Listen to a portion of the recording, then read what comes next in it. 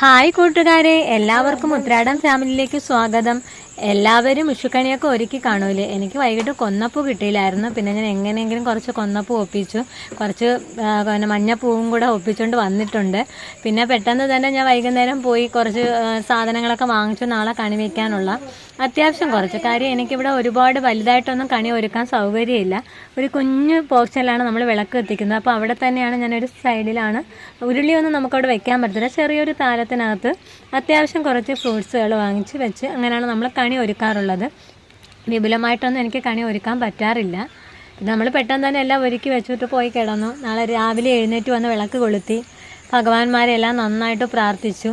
പിന്നെ നമുക്കിന്ന് ചെറിയൊരു സദ്യ ഒരുക്കണമല്ലോ.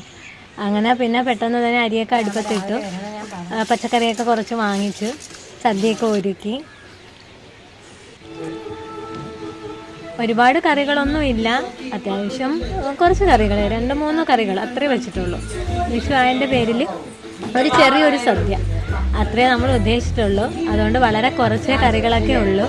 പിന്നെ വീട്ടിലാണെങ്കിൽ മക്കളും ചേട്ടൻ്റെ അമ്മയുമാണുള്ളത്. അപ്പോൾ അവരെല്ലാവരും ആയിട്ടൊന്ന് സന്തോഷിച്ചിരുന്നൊരിത്തിരി നേരം നമുക്ക് എല്ലാവരും കൂടെ ഒരു സന്തോഷമുള്ളൊരു ദിവസമല്ലേ വിഷു.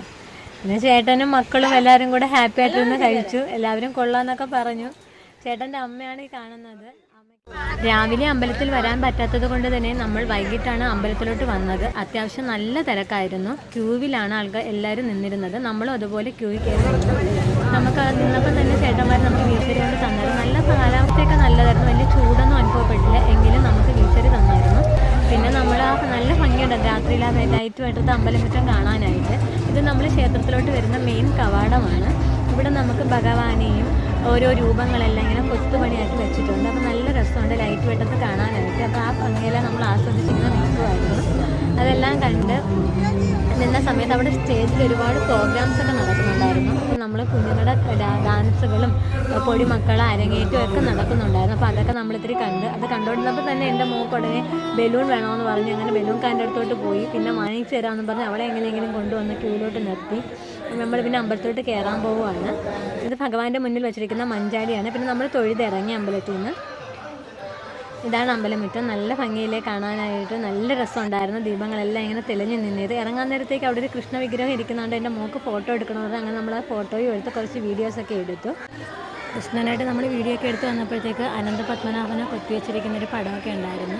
നല്ല ചുവർ ചിത്രങ്ങളായിരുന്നു. അപ്പോൾ അതൊക്കെ നമ്മൾ കണ്ട്. വേറെ കുറച്ച് ചുവർ ചിത്രങ്ങളൊക്കെ ഉണ്ട്. അതിനകത്ത് ഒരുപാട് രൂപകൽപ്പനകളൊക്കെ ചെയ്തിട്ടുണ്ടായിരുന്നു. പിന്നെ നമുക്കിതുപോലെ ഒരു ആനയും കുത്തിവെച്ചിരിക്കുകയായിരുന്നു. പിന്നെ കുറച്ച് ലൈറ്റ് സെറ്റും കാര്യങ്ങളൊക്കെ കണ്ട്. ഇതാണ് നമ്മുടെ ഇവിടുത്തെ പ്രതിഷ്ഠ. ഉണ്ണിക്കണ്ണനാണ്. ഇതാണ് നമ്മുടെ ഇവിടുത്തെ അമ്പലത്തിലെ പ്രതിഷ്ഠ. അപ്പോൾ ഇത്രയൊക്കെയാണ് നമ്മുടെ വിഷുവിൻ്റെ വിശേഷങ്ങൾ. എല്ലാവർക്കും വീഡിയോ ഇഷ്ടപ്പെട്ടെന്ന് വിചാരിക്കുന്നു. വീഡിയോ ഇഷ്ടമായ ലൈക്ക് ചെയ്യാനും സബ്സ്ക്രൈബ് ചെയ്യാനും മറക്കല്ലേ കൂട്ടുകാരെ.